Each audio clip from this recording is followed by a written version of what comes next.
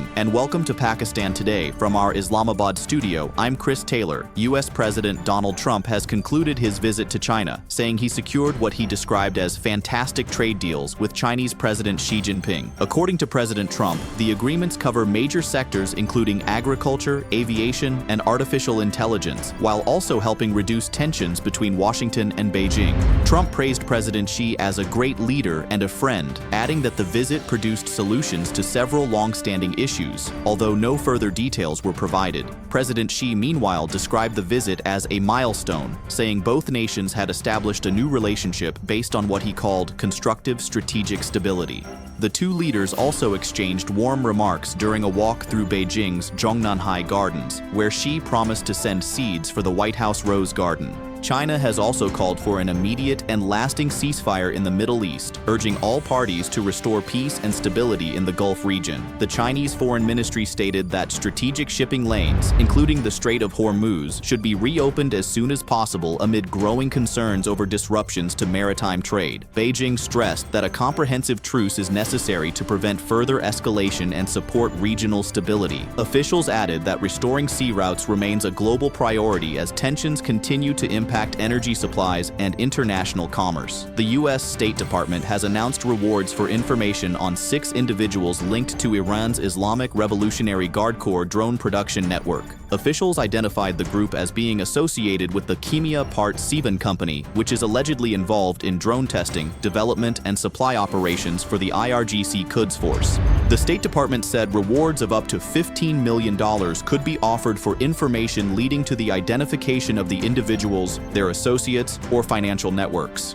U.S. officials say the move is part of broader efforts to disrupt the IRGC's operational and financial infrastructure. The United Arab Emirates has meanwhile announced plans to accelerate construction of a major oil pipeline project aimed at significantly expanding export capacity through the port of Fujairah. According to the Abu Dhabi Media Office, the project is designed to double the country's oil transport capabilities while reducing dependence on the Strait of Hormuz. The development comes amid ongoing regional tensions and disruptions to maritime routes. UAE officials say the project will strengthen national energy security and help ensure stable export flows in the event of further escalation in the Gulf region. Turning to domestic developments, Pakistan's Ministry of Interior has introduced a unified police character certificate system across the country for the first time. Authorities say the initiative is intended to facilitate overseas travelers and job applicants by integrating records from all 4 provinces, Gilgit, Baltistan, and Azad Kashmir, into a single national database. Under the new mechanism, citizens will no longer require separate provincial certificates and can instead obtain documents through the National Police Bureau. Officials say the centralized digital system will allow faster verification and online issuance from home. For more on this development,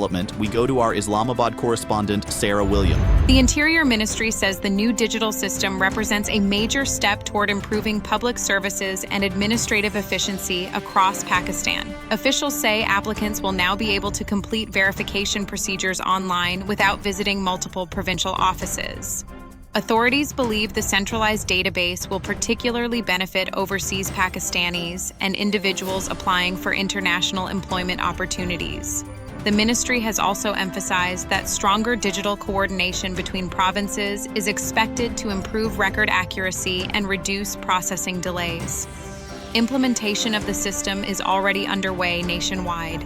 Thank you, Sarah William, reporting from Islamabad. Pakistan is also setting up organized cattle markets ahead of Eid al-Adha across major cities including Islamabad, Lahore, and Karachi. In Islamabad, 6 designated cattle markets are being established in areas including G7, I-12, and Barakahu, with operations beginning from May 10th. Authorities have banned the sale of sacrificial animals outside approved locations in an effort to improve regulation and city management. In Lahore, officials have introduced a centralized livestock trading system featuring 5 temporary cattle markets along with the permanent Shahpur Khandran model cattle market. Preparations are also underway in Karachi, where designated trading sites are being arranged to facilitate organized Eid animal sales. For more on preparations in Punjab, we now go to our Lahore correspondent, Drake Rowland.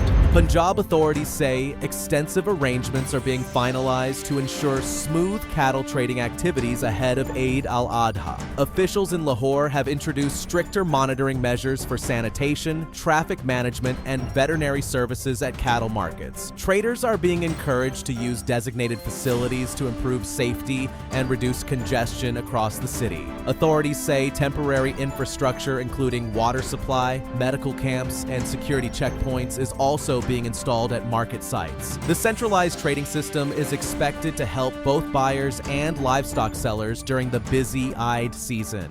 Thank you, Drake Rowland. Reporting from Lahore. Finally, the Kalash community in the Kalash Valleys is celebrating its traditional spring festival known as Chilam Joshi with great enthusiasm. The annual event, observed from May 13th to 16, marks the arrival of spring and is also celebrated by Kalash families living in cities including Rawalpindi and Karachi. During the festivities, women and children wear colorful traditional dresses and jewelry while participating in folk songs, cultural dances, and prayers to their deity Goshidai. The festival also reflects important social traditions including community gatherings and matchmaking among youth. Located in the Hindu Kush region, the Kalash valleys of Bumburay, Rumbur, and Birir remain internationally recognized for their unique cultural and historical heritage. That's all for now. You're watching Pakistan Today. I'm Chris Taylor.